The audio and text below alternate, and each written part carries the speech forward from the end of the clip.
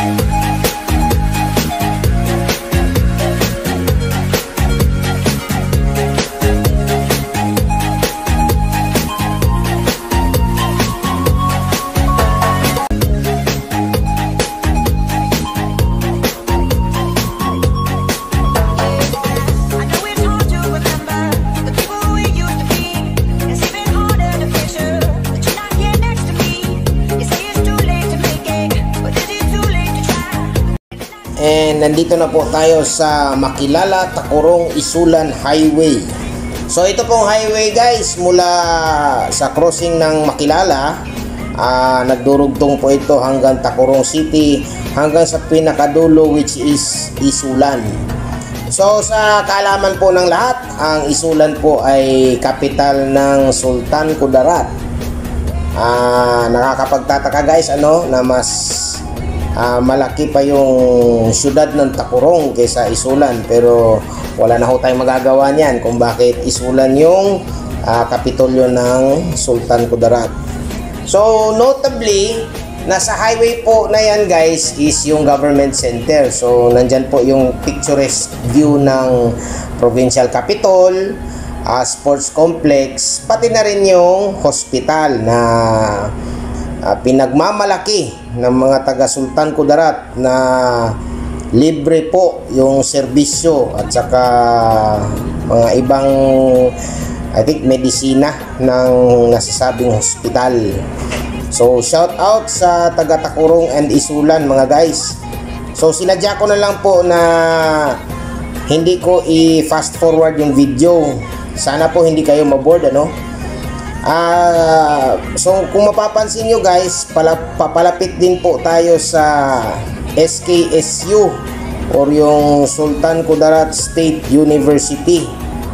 So marami po ring nag-aaral po dyan. So shout out po sa SKSU ng mga estudyante. Study well mga guys. And kung mapapansin nyo rin, marami din tayo nakikitang mga palm oil na mga tanim. Akala natin nasa bandang San Franz tayo or let's say sa bandang Malaysia. Ito po pala yung plantasyon ng Kenram. Isa po yan sa mga pinakalumang plantation ng palm oil, I think dyan sa lugar na yan. Sinabi po ng kasamahan namin sa YBL na Espanyol daw dati ang may-ari niyan ng Kenram Plantation.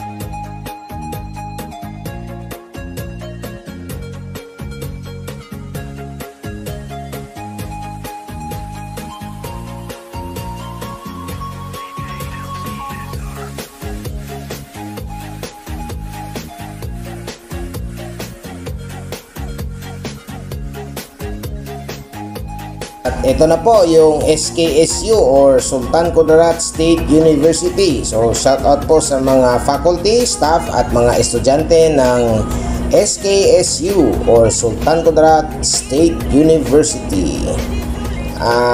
Pwede po kayo sumakay ng yellow bus guys, from Takurong to SKSU. Yun nga lang, ang pamasahe po natin ay pamasahe rin po ng papuntang Isulan. So mura lang po ang pamasahe niyan guys. I think na-remember ko 20 pesos lang pag ordinary and 25 yata pag aircon. Kasi 11 kilometers lang po talaga guys, kaya hindi ko na sinadyang i-fast forward yung video. So hopefully you can enjoy the video mga guys.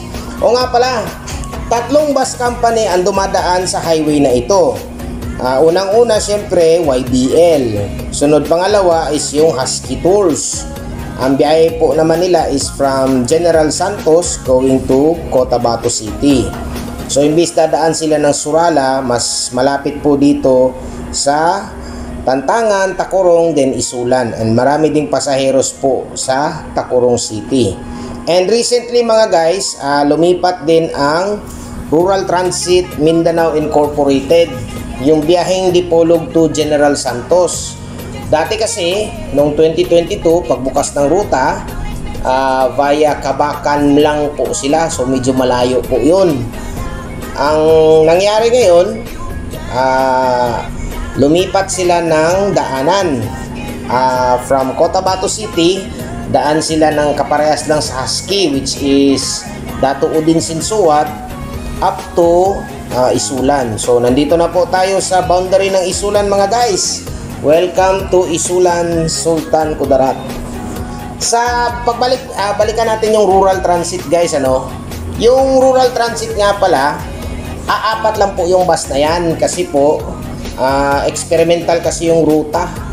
Ayan, may approaching po yung galing ng Dipolog.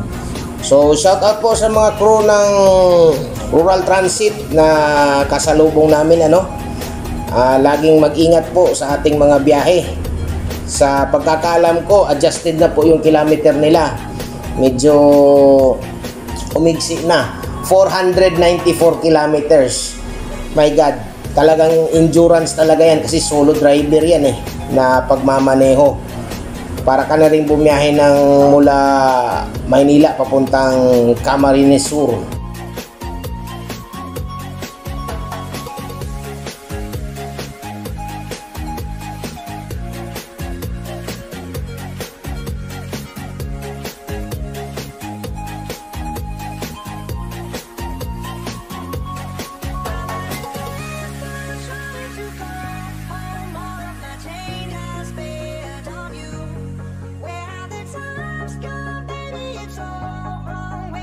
Kung mapapansin nyo sa video guys, hindi ko na pinikturan po yung Avenidjuan, yung government center kasi medyo natagalan kami doon guys at saka nagtitik-titik din ako ng mga bus. So dumaan na rin po kami sa Isulan Integrated Terminal. Dyan po nagte-terminal ang Husky Tours at saka Rural Transit. Dumadaan din po ang yellow bus dyan guys para magbayad ng kaukulang terminal fee. Meron kasing sariling terminal ang yellow bus sa looban ng Isulan, which is Barangay Calawag 2. May dumaan pala na Husky bus from Cotabato. Shout out po sa inyo mga driver and I think baggage boy. Wala silang conductor guys, sa totoo lang, kasi yung ticketing nila nasa terminal lang po. Pero medyo maigsi naman yung biyahe, 190 kilometers Jensan to Cotabato City one way. Hopefully maka-vlog kami dyan very soon. Hinahanapan ko lang po ng time at saka syempre budget.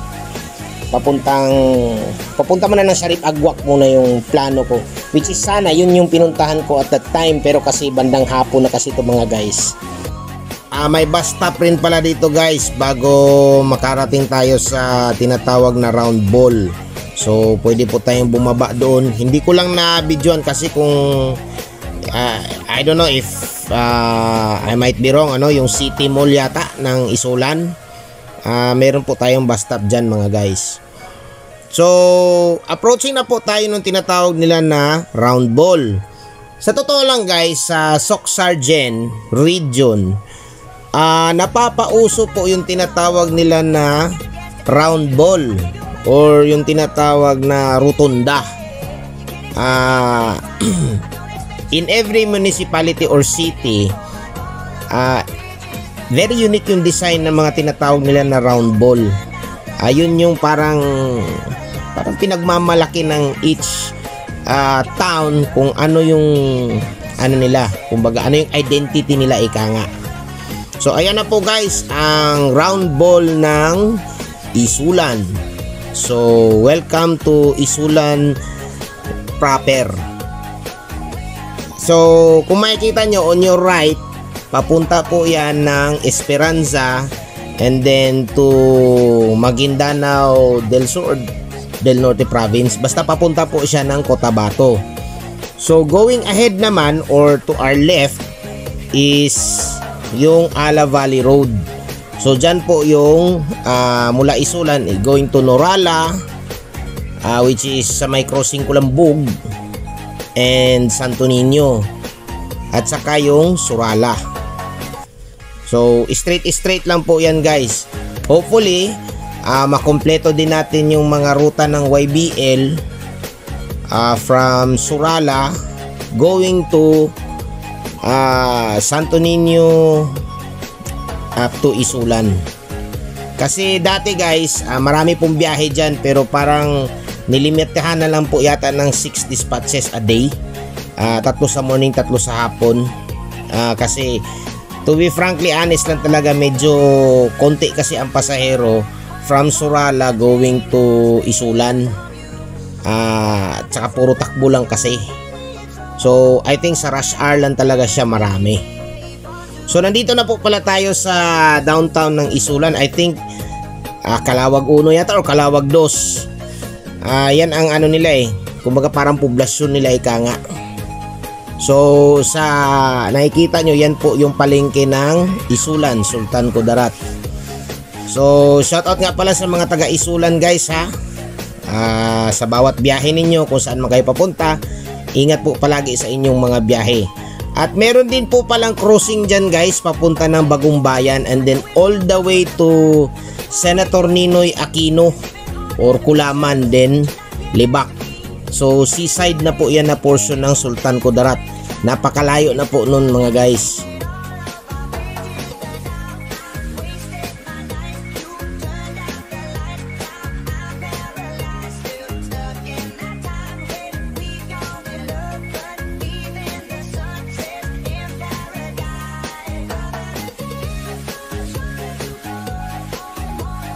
So approaching na po tayo ng YBL terminal guys. So kung makita ninyo itong crossing na to, yung Centro Fuel at saka may 7-Eleven convenience store po yan.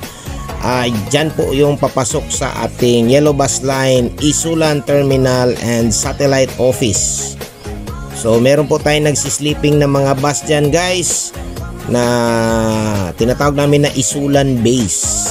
So shout out din sa mga drivers and conductors Isulan Base, particularly Aircon 050 si Gabio at saka si Iwag, 1788 si Cepeda at saka si Ignacio, pati rin ang 1688 si Loyola at saka si Sulit. So nakapunta rin ako ulit sa inyong lugar sa Isulan. That would be my third time mga guys. Hindi talaga ako nagsasawa dito sa pag-adventure ko sa Sultan Kudarat kahit ilang beses na. Kasi nga bukod sa bihira lang tayo pumunta rito, marami kasi mga local na yellow bus na hindi talaga pupunta ng Davao. May kita mo bumabiyahe dito mga guys. Pati na rin sa bandang Takurong at saka Surala po. And turning our right, welcome po sa ating Yellow Bus Line Isulan Terminal and Garage sa Barangay Calawag 2, Isulan. Shoutout na rin kay driver Clarang, may dala niyang Aircon 001. So stay tuned guys sa part 2 ng ating vlog from Isulan going to Esperanza, still in Seoul, Sultan Kudarat.